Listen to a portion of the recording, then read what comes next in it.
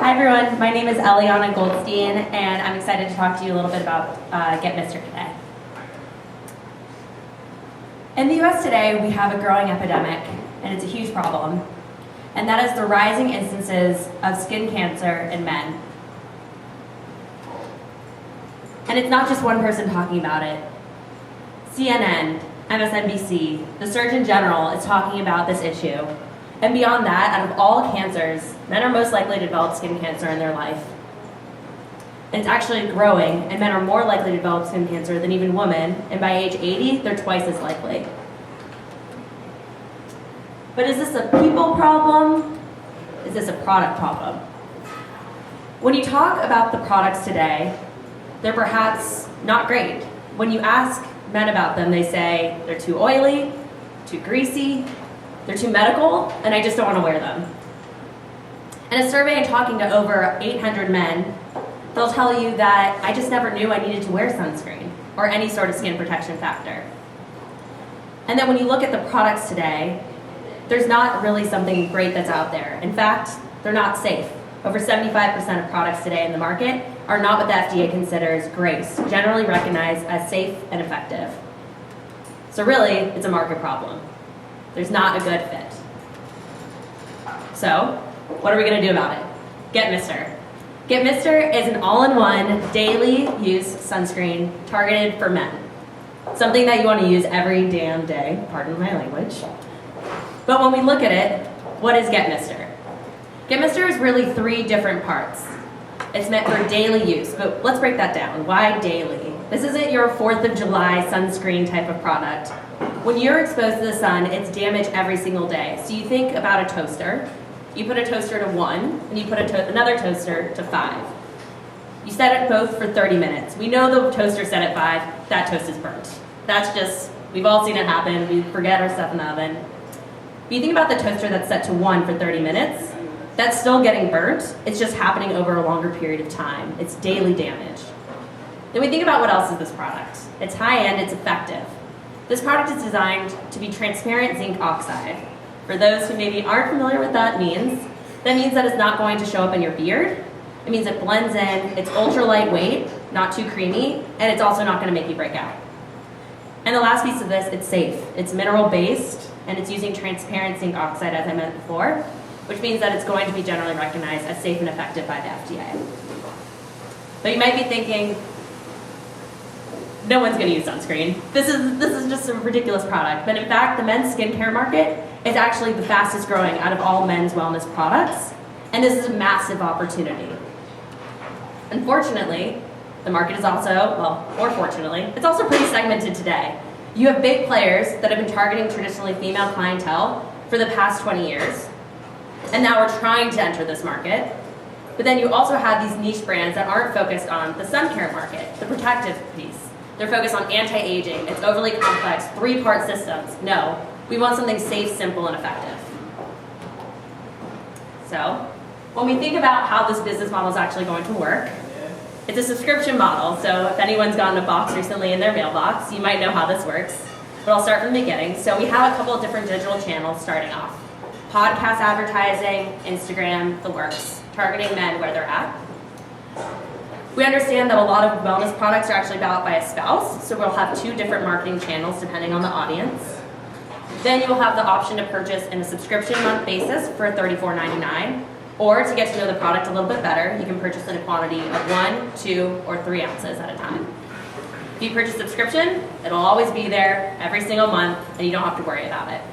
If you purchase 1, we'll be targeting in a couple of months' time to see if you're interested in getting on board. So the last piece of this is what have we been doing? We've been hustling in the St. Louis community. So we've pitched a couple of times, joined Square One Boot Camp for the last fall. We've also finalized our formula packaging. You can see we have the initial formula right here at the front that will be sent off for testing later this week, as well as our initial branding, which I can hold up afterwards for Q&A. And then this weekend we'll be filming an informational video because we think really the first piece we want to tackle is the problem statement and making sure that more young men understand that this is a growing epidemic. So, where are we going though? That's been the past couple of months, but this is all setting us up for success over the next year and beyond. We'll plan to launch the product in Q2 of this year. Following that, we'll be hoping to get generous amounts of feedback from our early customers, hoping to spend a little to learn a lot. This is a new product in a new category to some extent, so we really want to understand what will stick. In the third quarter, we'll be looking at different non-traditional partnerships to some extent. We think that there's a growing opportunity in the wellness market more largely, and so we really want to target partnerships that can help get the message out. And the last piece is that we think this product has potential to grow, focusing still on men's sun protection, but really seeing how can we expand that beyond just the daily product. And we hope that this opportunity will actually help us transform into being one of the top leaders in the men's healthy masculinity category. So who is this team? I might have mentioned before, growing up, I actually had a wonderful dermatologist for a mother. She happens to be my co-founder. But why do I care? Why is this important to me? Because growing up at age 13, while I started wearing a daily SPF in my makeup, I have two older brothers that did not. They did not get that same daily protection, and I just want to make sure that that doesn't happen again. We also have a third member of our team who has large experience in the operations space and is setting up our operations category for success. How can we get help from you all? Ask. So we will be putting in our first purchase order. So if you or someone you know is interested in funding or has that connection, we would be looking for that later this year. The second piece of that is feedback. As I mentioned before, this is a new category. We are trying to get as much feedback as possible around the actual packaging, price points, things like that. And the last piece is friends. So I consider all of you in here friends and beyond. We are going to be filming this video. We have a newsletter that's going out monthly, no worries. It's not going multiple times throughout the week. But it's really just focused on, again, healthy masculinity. How can we make sure more people understand the problem and that hopefully they find the right solution for them. So with that, I look forward to taking your questions. Thank you. All right, as per usual, please raise your hand and I'll bring you a microphone so that the camera can hear you. Who would like to start the questions? Just a piece of feedback on the branding piece. I love the branding. I think every damn day is simple and effective, just like the product. That's something I can share with the men in my life of a bunch of different age ranges and actually get them to try it, which is exciting. I know she talked to you about this, but it's mineral sunscreen, right? It's not, it's a physical blocker, not a chemical blocker. Correct. So that means it's probably reef safe as well. Correct. I would definitely include that as part of the pitch because more and more resorts are going to reef safe only sunscreens. Great point.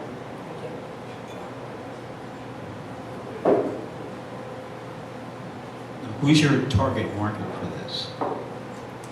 To start, we're looking at men in the age ranges of 30 to 45 years old with an average income of around 60 to 80,000.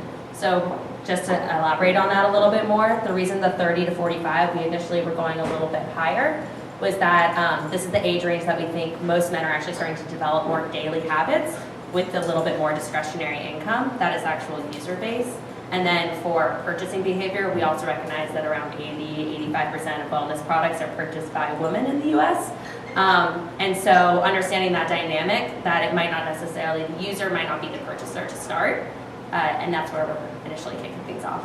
Can you be a little bit more specific as far as your target market? I can. The majority of skin cancers found in white men are in that same category. So, but we also recognize that there are groups that have been not considered inclusive in the healthy masculinity category. So that is where we are going to look at how can we make sure that this product is accessible and usable for everyone, but also recognizing that the majority of patients that start out in the offices are white and 30 to 45. More questions? Curious, on your purchasing model, you had the one-time for $34.99 and then the subscription of $34.99 a month. What's the motivation to get somebody to not just buy once whenever they need it every now and then? It's a great question. So we actually just added on the piece. We were originally going to only do subscription bit model that just forced the option, and now we're looking at actually offering a 1-week sample. It's going to be the same size as a month, but you're only paying for that initial price. point. So that's where the discount's going to come in, and then that would turn into a subscription basis if you got the 1 week. And then the one-time buyers, we think there'll still be a growing category, but it's hopefully that initial hook with the sample will be what converts them into the subscription model. Yeah. More questions? Come on, people. I know you have better questions than this. Come on. Not that they've been great. They've been great so far. Wow, Joe. Wow. Really good presentation. I'm thinking about doing target social media and hook it to the Weather Channel, like when the burn index gets to a certain point, and then have stuff go off then. The other thing, just to be politically incorrect, have you thought about advertising in the Pride pages? Yes. I don't know if that's a better way to say it, but yes, we recognize. So my mother specifically, so she has a network of practices in North Carolina where we've actually been testing this product out initially on. So her patients, so she is a Mohs surgeon. She cuts skin cancer out of people's faces every single day. That's what she does for a living. She also has a brother who is gay, who passed away right before I was born. And one of the things that she always used to joke around with him about was, you wear so many other products, why won't you just wear sunscreen? And so that's something that I think she's imparted on me, and also she recognizes that it's a category of people who could be served well by having that daily protection.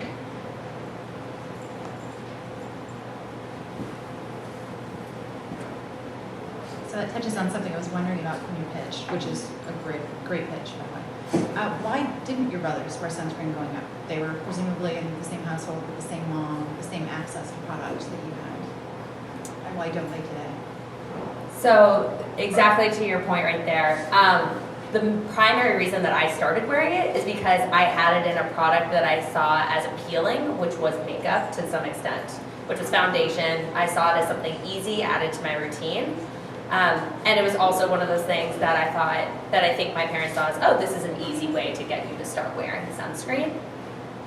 The only times that my brothers saw it as important was when they played tennis growing up. Now they do actually wear something. They're really excited about GetMr to come out because back to the point of a lot of these products necessarily weren't targeted at them. It wasn't seen for a long time as a category that people could make that much money for a lot of different categories that exist today. And so finding something that actually meets their needs and can actually make money. Have you explored targeting not just spouses, but also parents in the category? I have an 11-year-old son. We're just getting to the age where there's certain products he's got to start using every freaking day, like deodorant, whether he wants to or not.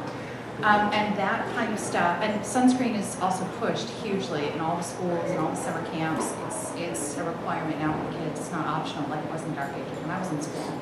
And all of the parents send sunscreen with their kids. And the ones like me who are allergic send their kid with mineral sunscreen, so that's a bonus.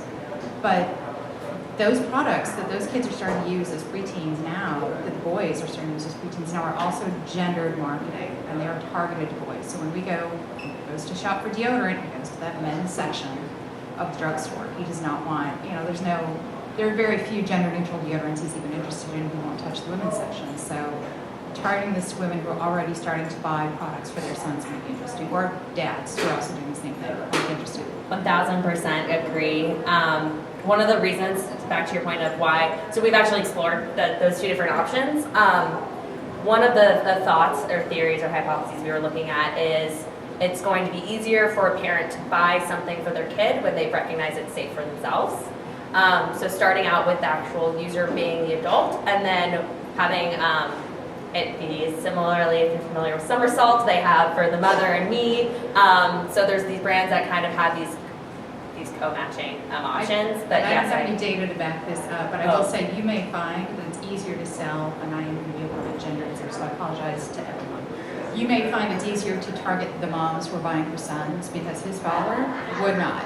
He's not going to wear it every day. He's got plenty of disposable income. He's your target age range, but it's just not going to happen. But moms shopping for their kids will absolutely buy this stuff for the same reason. It's a subscription. I don't have to worry about it. Is he running out? Do I need to go to Walgreens? It's already there at home. And your research may back up a different track, and that's totally fine. it's a great Great question. Hopefully in the next couple of months, especially when we launch, we'll have our website actually going live next week.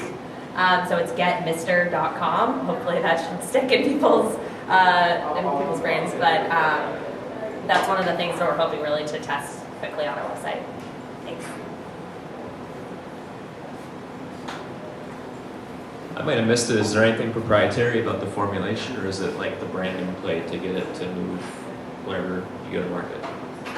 You did not miss it. So the formula itself, so as I mentioned before, there's not something specifically proprietary about what it's made. It's using zinc oxide. Others can go and make a formula. It's actually much more difficult to make a sunscreen and get it approved by the FDA than a moisturizer or any other product that you could quickly buy off the shelf. What's unique about this is we specifically focused on our creation of the formula, and my mother's chief product officer focused on how can we design it so it's going to not be really creamy like a lot of my products might be, and that it's going to have a more transparent and not tinted aspect to it. So there's a couple of different specific qualities to the formula that we've been working on to make it unique. And also have to mention, if there are any gentlemen in this audience who would like to be testers of this product, please find me afterwards. Yeah. Thank you. So I'm gonna take the next question when you're up, okay? My question is not the content of your marketing, but what is the strategy going to be in your marketing? You kind of mentioned your social media and all that. Can you kind of really flesh that out, how you're going to get the word out to people? Definitely. So as I mentioned before, I think that in something like this, where you've seen there's a problem, but there hasn't been any behavior change, I find video to be a very impactful mechanism. And what we're starting with is actually making this video using patient testimonials this weekend, focusing on what happened before. And if you've ever seen, there's a video called My 16-Year-Old Me. We're really trying to bring that message back to life around what are those norms that would make it possible to start using something on a daily basis early on. So we're working on that this weekend. We're hoping for that to be the primary push that we're going to use, alongside with a research report that will be posted hopefully in the American Journal of Medical Society in the next couple of months, that we finalized from the survey that we took of the 1,000 different individuals. One of the initial things we learned in that survey is that the number one thing that would get men to start using sunscreen is health concerns. Shocking, something so simple. So that's really what we've centered and what we're trying to test with our marketing message up front. Is that true? Is what they said, is that a true message where if we can be as straightforward as possible, this is the problem, and then really target that to the male audience. On the flip side of that, I mentioned there's also the spouse, maybe that's a husband or maybe that's a wife or anything between. And recognizing that this isn't the first time that I, as a wife, might be trying to get my husband to wear sunscreen, focusing the messaging on, we are supporting you in that hard endeavor of a daily task, by getting something to your house that people want to wear, and really focusing for them on, this is a product that people are already using, that people really like and will wear and use, because that's different than the health concerns. Targeting small niche, really on the medical side, the credibility, so conferences, and then once hopefully they're on our page, they fall in love with the product, really focus on healthy masculinity, getting them onto our newsletter, getting them aware, plugged into the community that we're creating of healthy misters in the world. So, Hey, great presentation. We like your guys' brand, product, and team seems really on point. I guess I definitely would fall into like the initial target market for this. Although I would say like getting somebody that uses 0 products to do 1 product, I feel like is like a very challenging task, especially for like given the price point. Like I use 0 products today. Maybe my hair product, ironically, I'm not using today, but like I don't use any. So I know like my fiance has like everything, like at night, and I'm like, so like it's easy to put one more thing into that mix. So how are you going to? I have a couple of thoughts on this afterwards, but how are you going to get me to go from like 0 to 1? it's we joke, it's like the Uber, Lyft, are they competing against each other, or this massive market that's never gone after rideshare before? And that's why it's like there's always a bigger market.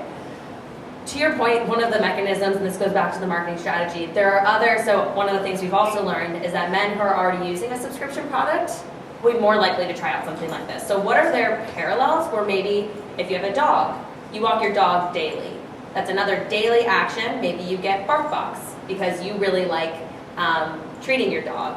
Maybe you want to start treating yourself, doing something good for yourself every day. Are there other co-partners of brands that you're already using that are in your daily life that could be aligned to it?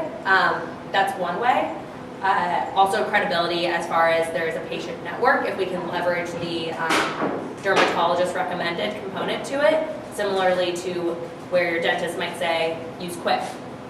Use this other thing that we are telling you will be good for you, and that it's delivered conveniently. But I would love to hear your thoughts as well. Yeah, so one of the marketing concepts is called like the diffusion of innovation, where basically like, you know, there's like the early adopters and then the laggards and stuff like that. So like, I mean, and I think of a mistake that like we made in the beginning was like not focusing first on like the early adopters and those types of people. So I think like we were talking about like the trigger points of like, do they already have, maybe they even have some sort of product that isn't this, or like maybe they have those subscription services that you can tie onto. So I think like really trying to focus on those people first, and like the laggards like me in this category, like trying to make sure your marketing like, I guess maybe doesn't first go after them because it's going to be a much more difficult task. I need some early adopters that are going to like I'm an early adopter in some categories, but not this one probably. So making sure that even though I'm probably your more mass market, like when you get really successful, but I encourage you at the beginning to maybe not make the mistake of going for the too wide. When there's probably a bunch of people that really should be using it like ahead of me. So yeah, that's I guess